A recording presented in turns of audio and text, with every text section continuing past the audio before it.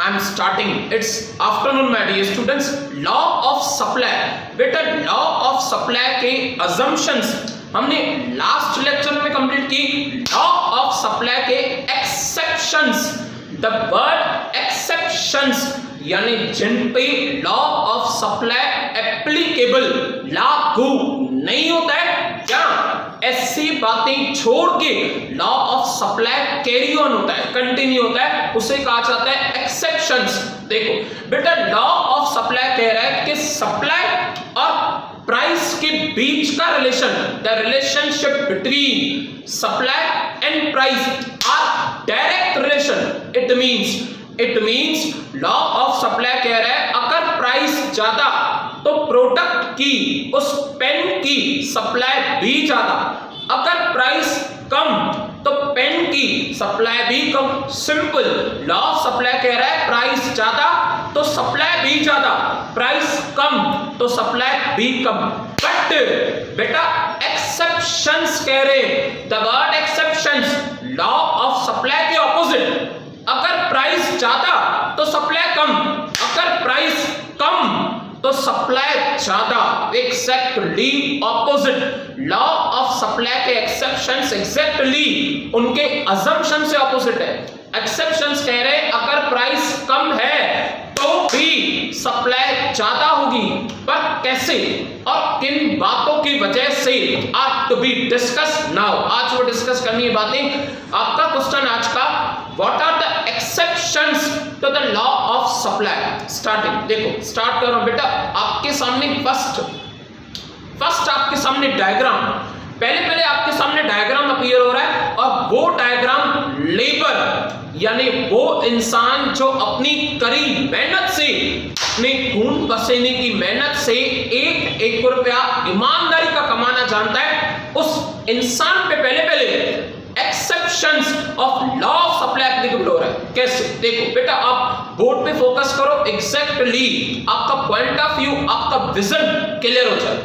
उससे पहले मैं ये बताना चाहूंगा, देखो बेटा अगर उस वर्कर की अगर वेजेस कम है, अगर लेबर को आप वेजेस कम दे रहे हो तो ज्यादा कमाने के लिए वो और भी मेहनत करेगा, ज्यादा कमाने के लिए वो और भी हार्डवर्क करेगा। एक बार आपने लिमिट से ज्यादा उसे wages they the, point to be noted, उसके दिमाग में ये बात बैठ जाएगी कि मैं काम ज्यादा करूं या काम कम करूं, काम एफिशिएंट करूं या काम इनएफिशिएंट करूं, मुझे पर हावर के हिसाब से ज्यादा वेजेस मिल रही है। इट मींस मैं अपनी मेहनत बचाऊं और कम काम करके भी ज्यादा पैसा कमाऊं।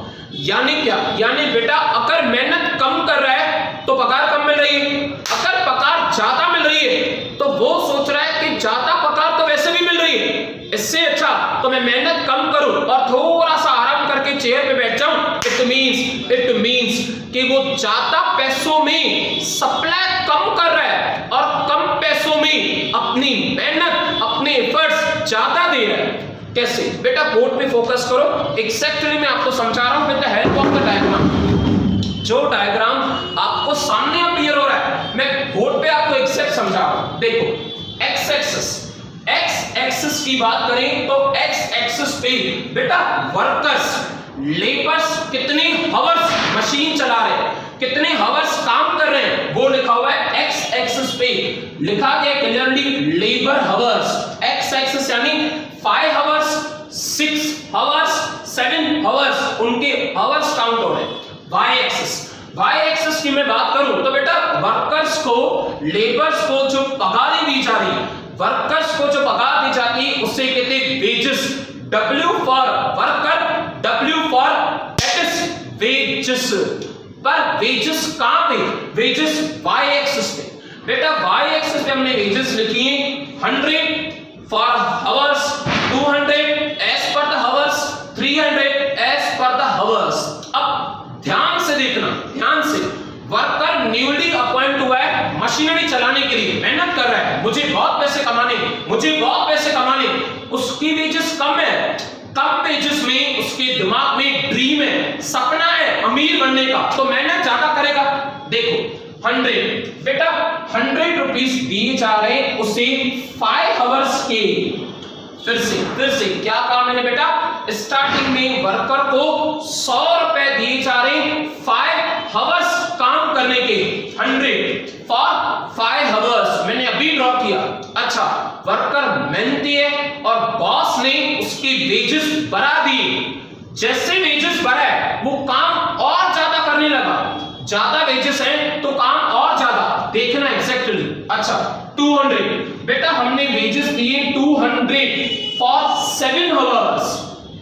इट मींस अगर मैं वर्कर को 200 रुपीस दे रहा हूं तो वो 7 आवर्स तक काम कर रहा है। पहले क्या था बेटा, पहले 100 ले रहा था 5 आवर्स की, अभी 200 ले रहा है 7 आवर्स की। अगर उसकी वेजेस और भी बढ़ा दो, 200 से उसे और अमीर बना दो, 300 कर दो, बिलीव मी वो काम करना कम कर देगा, क्योंकि उसके दिमाग में ये बात बैठ चुकी है कि काम कितना करूं या नहीं करूं, मुझे वेजेस तो वैसे भी मिलेगी, इससे अच्छा मैं कम काम करके वेजेस को अर्न करूं। ध्यान से देखना। थर्ड 300, वर्कर को 300 रुपया दिया जा रहा है तो 7 आवर्स से लेके 8 आवर्स काम करे, 9 आवर्स काम करे, वो नहीं कर रहा है, 300 रुपीस ज्यादा मिल रहे हैं तो इनफैक्ट काम कम कर रहा है, दैट इज 6 आवर्स। क्या कहा बेटा मैंने, फिर से 100 रुपीस पे वर्कर काम कर रहा है 5 आवर्स, मेहनती है, पैसा कमाना चाहता है, पैसे बढ़ा दिए गए, 200 दे रहे हैं तो 200 पे वो काम कर रहा है 7 आवर्स। 200 से और ज्यादा पैसे देख के उसका माइंड काबू में नहीं है और बॉडी लेजीनेस हो जा रही। ज्यादा पैसों से सप्लाई कम, ज्यादा प्राइस पे काम करने के आवर्स कम दिए जा रहे हैं। इट मींस 300 रुपीस पे जैसे पैसे बढ़ा दिए गए, उसने काम कम किया और 7 आवर्स की जगह उसने 6 आवर्स कर दिया। इट मींस कि लेबर को आप वेजेस ज्यादा दो और बढ़ाते जाओ तो उसकी सप्लाई, उसके हार्डवर्क कम होते जाएंगे। यही कह रहा है exceptions of law of supply कि प्राइस कम करोगे तो सही है, प्राइस अगर ज्यादा दोगे तो इनफैक्ट सप्लाई कम हो जाएगी। देखो रीड कर रहा हूं बेटा, लेबर सप्लाई की जो एक्सप्लेनेशन है मैं रीड कर रहा हूं। देखिए, an interesting exceptions to the law of supply, ये फर्स्ट पॉइंट है एक्सेप्शंस की, जहां पे प्राइस ज्यादा दे रहे हैं पर सप्लाई कम मिल रही है। आगे provided by the supply of curve in labour, वो लेबर सप्लाई कर्व बनाया गया है। आगे in case the supply of labor come across an unusual phenomenon of a backward bending supply curve, एक अजीबोगरीब बिहेव देखा जा रहा है कि लेबर्स मेहनत करते हैं कमाने के लिए पर पैसे ज्यादा दो तो हार्डवर्क कम हो जाता है और पैसे कम दो तो हार्डवर्क ज्यादा करते हैं ज्यादा पैसे कमाने के लिए। आगे in the beginning of the supply curve the labor slope upwards, the upwards यानी लिखा हुआ है clearly, upwards यानी कैसे, 100 से 200 मेहनत ज्यादा, 5 से लेके 6 आवर्स मेहनत ज्यादा, उसे कहते हैं upward। 100 to 200, 5 to 7 hours, I mean 5 to 7 hours upward है। बट लिखा हुआ है आगे मैं रीड कर रहा हूं, in the beginning of the supply curve of labour upwards usually left to the right because at the higher wages the units of a labour are tempted to offer the more hours of this work. This continue till the time wages rate have risen sufficiently, उनके wages और भी बढ़ा दिए गए, कितनी, 200 से 300, उनका workload I mean hard work, उनकी सप्लाई, उनकी मेहनत, उनके एफर्ट्स कम हो गए, 7 आवर्स से 6 आवर्स। इनफैक्ट ज्यादा पैसों से उन्हें 7 से लेके 9 जाना चाहिए, उन्हें 7 से लेके 6 आ गए वो, यानी उनका काम कम हो गया है ज्यादा पैसे देने से।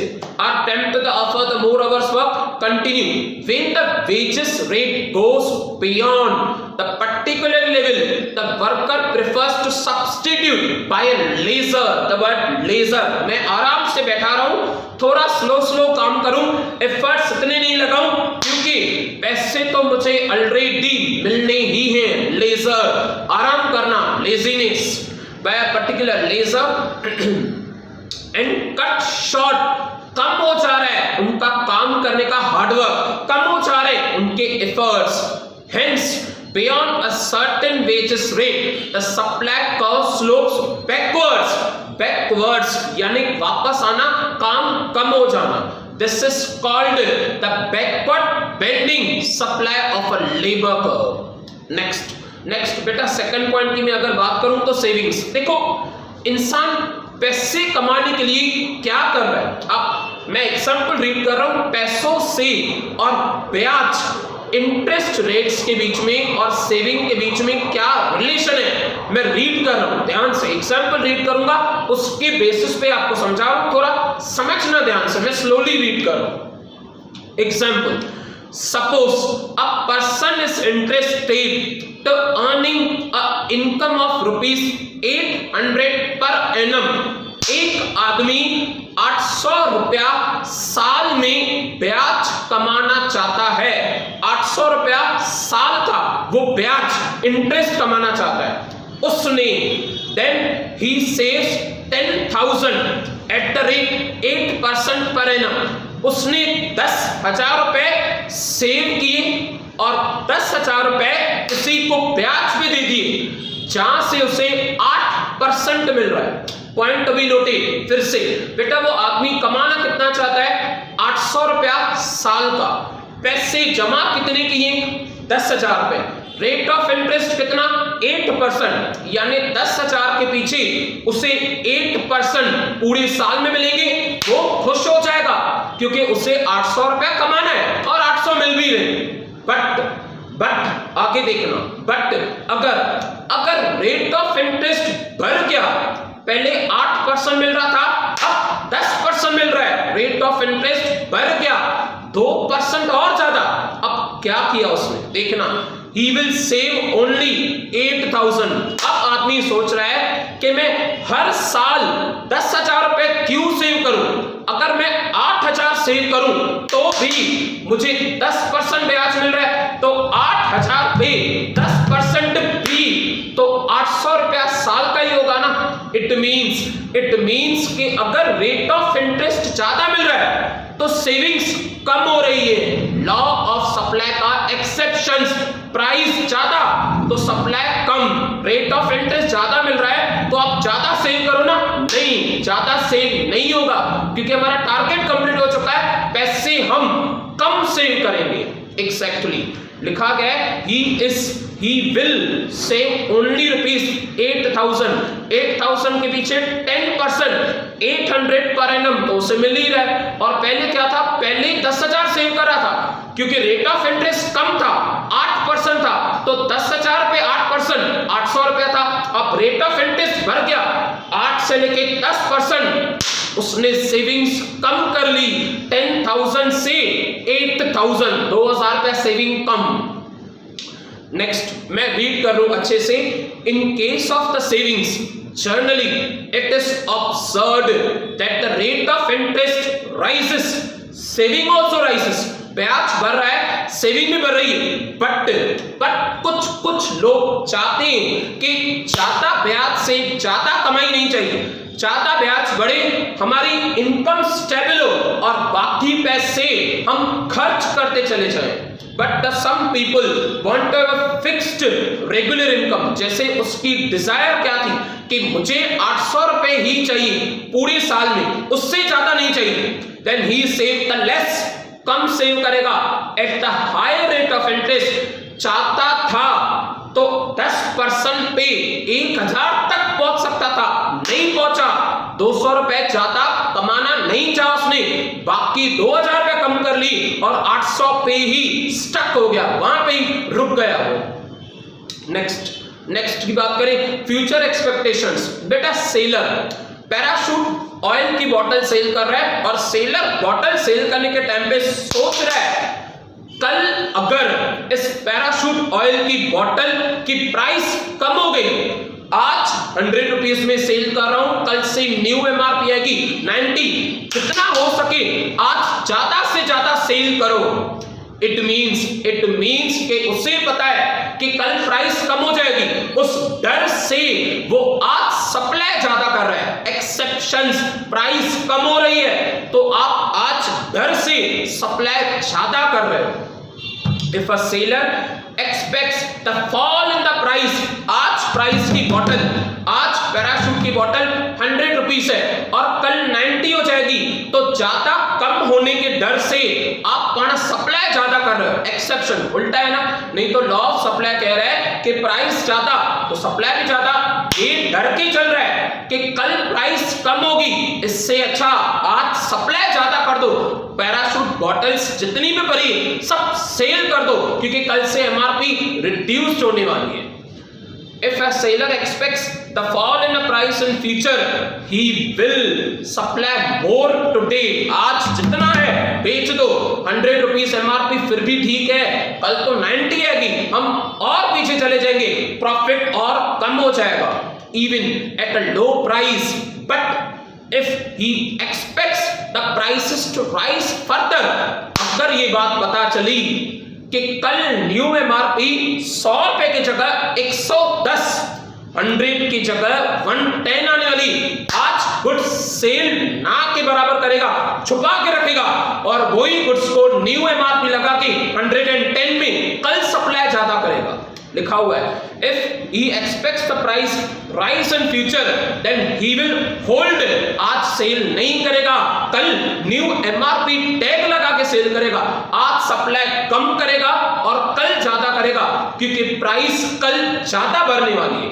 ही will hold the supply of goods, means parachute oil का एग्जांपल मैंने दिया है, तो the supply more in high price in future, क्योंकि प्राइस फ्यूचर में बढ़ने वाली है।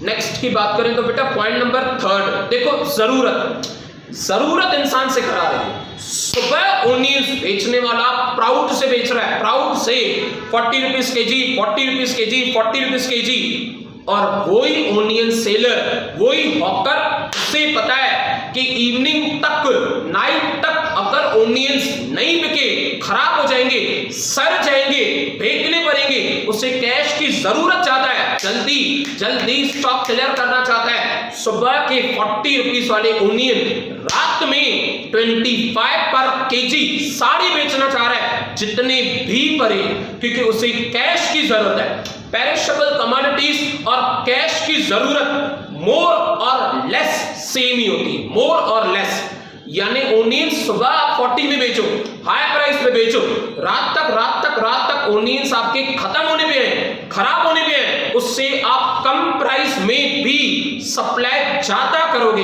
क्यों?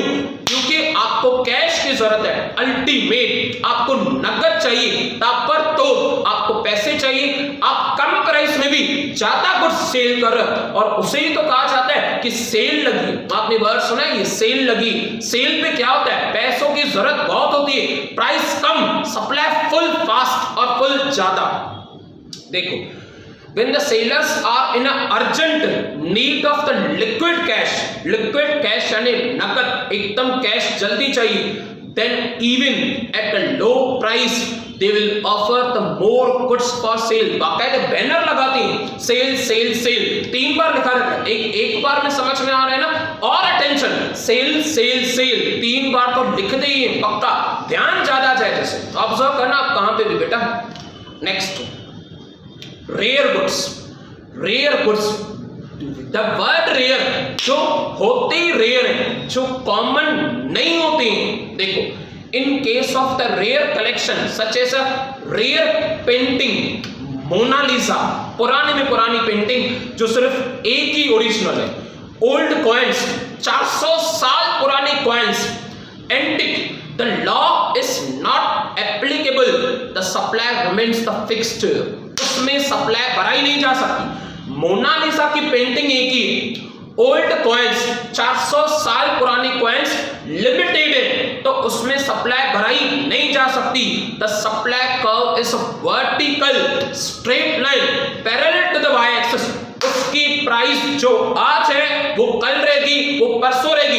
इनफैक्ट मैं कहूं प्राइस ज्यादा होगी तो सप्लाई ज्यादा नहीं होगी, क्योंकि मोनालिसा की पेंटिंग है आज 10 लाख में तो कल कोई बोली लगाएगा ऑक्शन 20 लाख की, परसों कोई कहेगा 30 लाख में, बट 30 लाख में 3 पेंटिंग्स नहीं बिकेगी, 30 लाख में एक ही पेंटिंग बिकेगी। यानी प्राइस ज्यादा दे रहे हैं पर सप्लाई नहीं बढ़ रही है।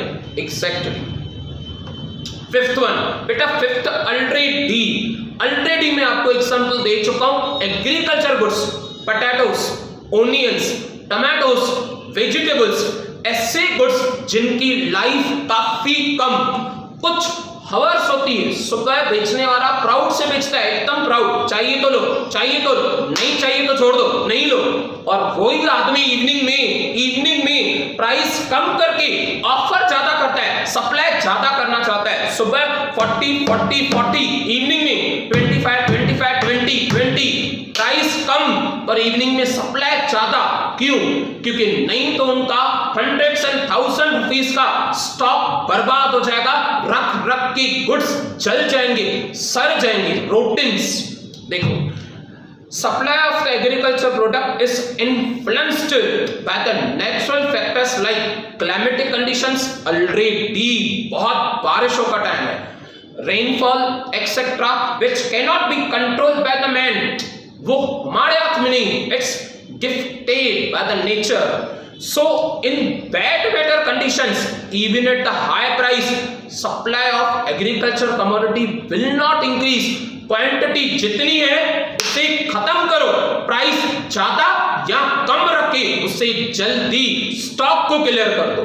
Last quote of the day बेटा, कोट ऑफ द डे के बाद हमारा लेक्चर सक्सेसफुली कंप्लीट हो जाएगा। देखिए, you don't get refund on time wasted, you don't get refund on time wasted. बेटा, आपने शर्ट परचेस की, आपको शर्ट नहीं पसंद आई, पैसे वापस मिल सकते। आपने वॉच परचेस किए, आपको वॉच नहीं पसंद आई, 2 दिन के बाद आपको पैसे वापस मिल सकती। आपने गणपति फेस्टिवल के 12 डेज वेस्ट कर दिए, ये सोच के कि ये 12 दिन 15 दिन फिर वापस नहीं आएंगे। Point to be noted, Ganesh उत्सव हर साल आएगा, 2019, 20, 21, 22। आप आज 11th में हो, 11th का वेस्ट किया हुआ टाइम रिफंड, उसकी वापसी नहीं मिलेगी। आप आज 12th में हो, 12th की वेस्ट की हुई 12 दिन 15 दिन, उसकी वापसी नहीं मिलेगी, आपका टाइम कम पड़ जाएगा। 15 डेज आपके ड्रीम में से 15 डेज आपकी scarcity, shortage of time already, इसमें से 15 दिन 12 दिन और कट हो जाएंगे। यू डोंट गेट रिफंड, हर जगह पे आपको रिफंड मिलेगी, but you don't get refund on the wasted time. Waste किया हुआ टाइम, उसकी वापसी, उसकी भरपाई कभी भी नहीं मिलेगी। That's sufficient for today. We'll again continue tomorrow. Bye. Take care. Have a nice day.